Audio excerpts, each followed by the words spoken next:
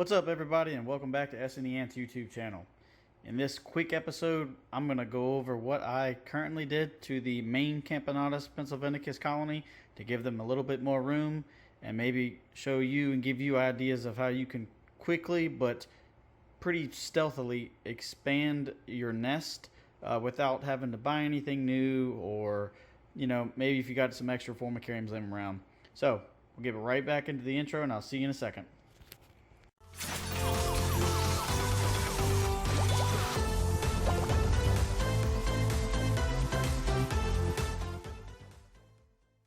Alright, welcome back, everybody. So in this episode, we're going to go over something, and this video shouldn't be too long.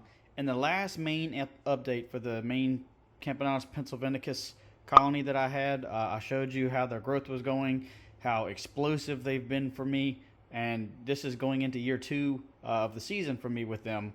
And as you can see, and I kind of updated you last month on their growth, and now as you can see, they've gotten even bigger. They're about to have a very large explosion in population.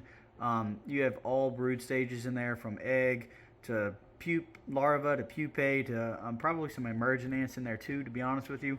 But I wanted to go over something really quick with you, and this is for anyone that's new, or hey, again, I have experienced watchers here that experienced ant keepers that have their own setups and stuff like that. But a couple episodes ago, we removed the Camponotus Pennsylvanicus queen from this particular formicarium and housed her back into the test tube setup for her new nanetics and new brood, and she's doing quite well. That video should be out, if it coming out or already out. Don't know which. I kind of upload everything and record everything, but that's neither here nor there. So we wanted to recycle this. Now, I told you that this particular discus was housing another colony, which unfortunately kind of died off on me. The queen was left with one worker. I actually released them back into the wild. They are a local ant, so that's perfectly okay. I caught them a couple years ago. Local ant, no big deal.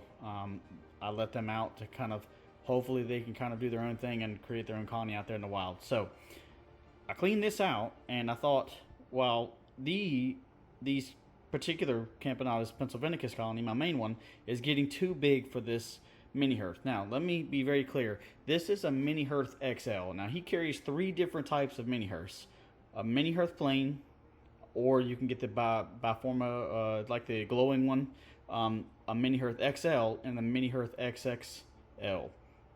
This particular one is the double XL. Double XL. I think he has a XXL and an XXXL. I don't know, but it's the second one. So it's a little bit bigger than your typical mini hearth. It's a little bit longer. Typical mini hearth stops here and stops here on the outworld he has up on the top. This just gives you a little bit more room for keeping your colonies longer in this particular setup. So as you can see, they're actually outgrowing this. The amount of brood they have is overwhelming the volume of space inside of this particular mini hearth. So again, if you've seen my videos, I bought this particular outworld to kind of give them more room out here to roam around, while not really worrying about this particular setup, because they at the time when I bought this, they weren't big enough. I bought this in Christmas. Well, actually, my fiance bought this for me for Christmas. They were in diapause, so I didn't really have a worry about it. But now we're pretty much getting into prime ant season for everybody. You're having nuptial flights. You're having people bring their colonies out of diapause if you haven't already, which if you haven't, I would highly recommend it. So these colonies are popping off, and like as I just showed you, the queen is, oh man, she is laying some eggs. So I need to kind of give them room to expand and move their nest around as they like. Now, the idea here is just temporary. I have another video coming up. I've ordered something special from Mac. I've talked to him on the phone, and he's making me something for this entire colony.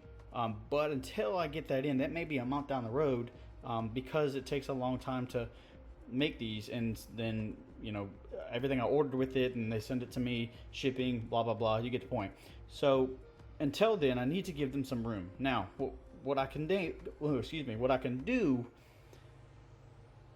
when I get that new nest in is I can kind of maneuver all of this and put it in here to let the ants get out, and then use this tubing to connect it to the new nest so they can just move everything into the new nest.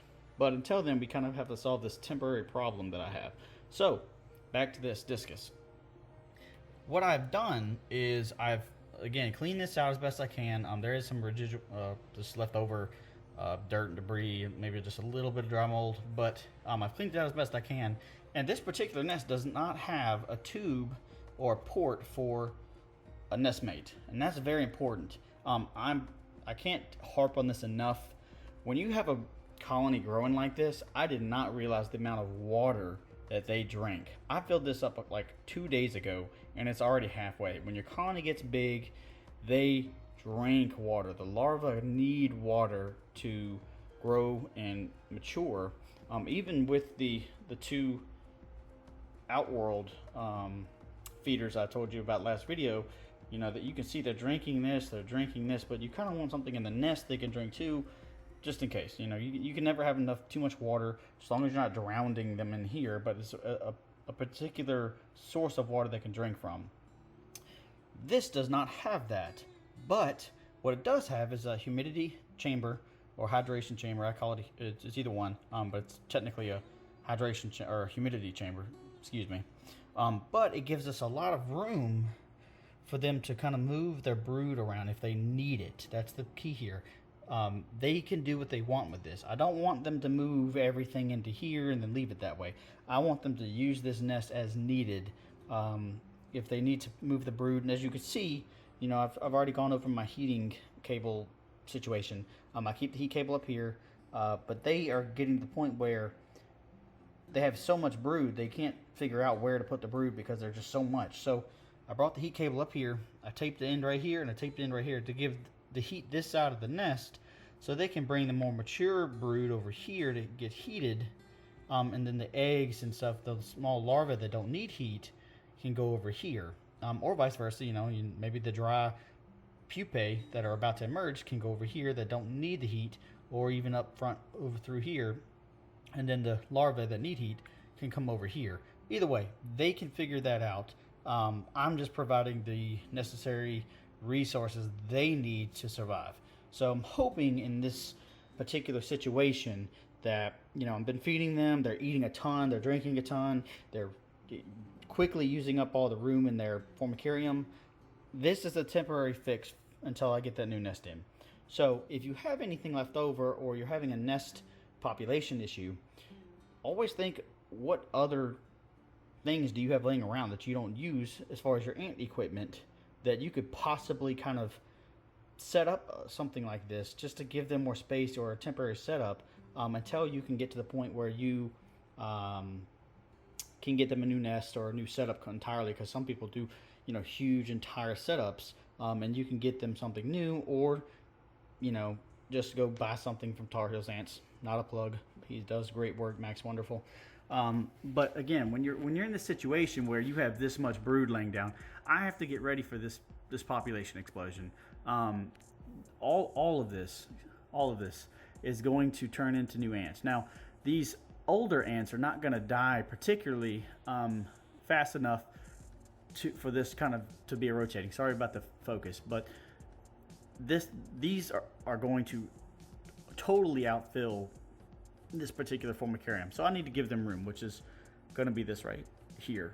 As you can see, they're kind of exploring it. I just plugged it up, just set up the tube, and I actually added a nest mate here because they're drinking so much water that I need to make sure that they have enough water, you know, for their larvae and stuff like that. So hopefully, as you can see, they're exploring it. They're trying to figure out what's going on, what this is, and hopefully they designate this area as a nest and start moving the brood in here. Again, I don't want the whole colony to come in here. If they do, great. I'll keep this kind of middle part so they can get water and more heat if they need it. But I don't think this has more room than this. It might for the ants, I don't know, and they can kind of situate how they want, but I wanted to give them a little bit more room to do whatever they want. So again, wanted this to be a very quick video. I know it's already almost 10 minutes long, but this is kind of like a little filler until we get our new nest that I will unbox for one video, and then I will show another video setting it up and how I'm going to try to maneuver these ants in here and then into the new nest. So if you haven't already, if you're enjoying the content, smack me a like right down here. Hit the subscribe button. We're growing really, really fast, and hope everyone's enjoying the videos. Again, if you have any comments or if you got any questions, feel free to reach out in the comments. I answer every kind of question that comes up, or any kind of suggestions I answer. I do my very best to communicate with my community and engage. You guys are why I'm here.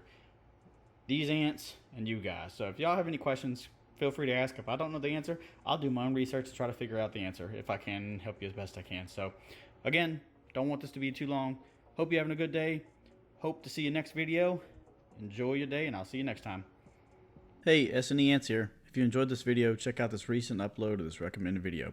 If you haven't already, please hit the subscribe button in the middle of the screen. And if you liked what you just watched, hit the like button. It really helps the channel out. If you have any other suggestions or ideas, comment down below. Take care, and I'll see you in the next video.